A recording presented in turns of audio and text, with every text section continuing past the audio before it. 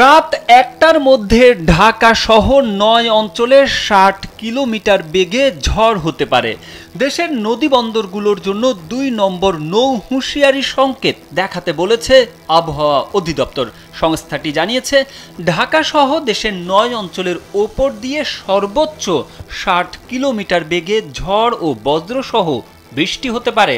বুধবার বিকেল ৩টা থেকে দিবাগত রাত ১টা পর্যন্ত দেশের অভ্যন্তরীণ নদীবন্দরগুলোর জন্য দেওয়া আবহাওয়ার পূর্বাভাসে এ তথ্য জানানো হয়েছে। পূর্বাভাসে বলা হয়েছে, ঢাকা, ফরিদপুর, মাদারীপুর, বরিশাল, পটুয়াখালী, নোয়াখালী, কুমিল্লা, ময়মনসিংহ ও সিলেট অঞ্চলগুলোর ওপর দিয়ে পশ্চিম বা দক্ষিণ পশ্চিম দিক থেকে ঘন্টায় ৪৫ থেকে ৬০ কিলোমিটার বেগে বৃষ্টি অথবা বজ্রবৃষ্টি সহ অস্থায়ীভাবে ঝোড়ো হাওয়া বয়ে যেতে পারে।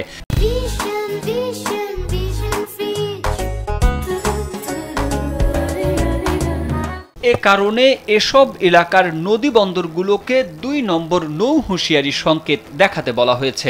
এছাড়া দেশের অন্যত্র অর্থাৎ পশ্চিম অথবা দক্ষিণ পশ্চিম দিক থেকে ঘন্টায় ৪৫ থেকে ৬০ কিলোমিটার বেগে অস্থায়ীভাবে দমকা অথবা ঝোড়ো হাওয়া বয়ে যেতে পারে। এসব এলাকার নদীবন্দরগুলোকে ১ নম্বর সতর্ক সংকেত দেখাতে বলা হয়েছে।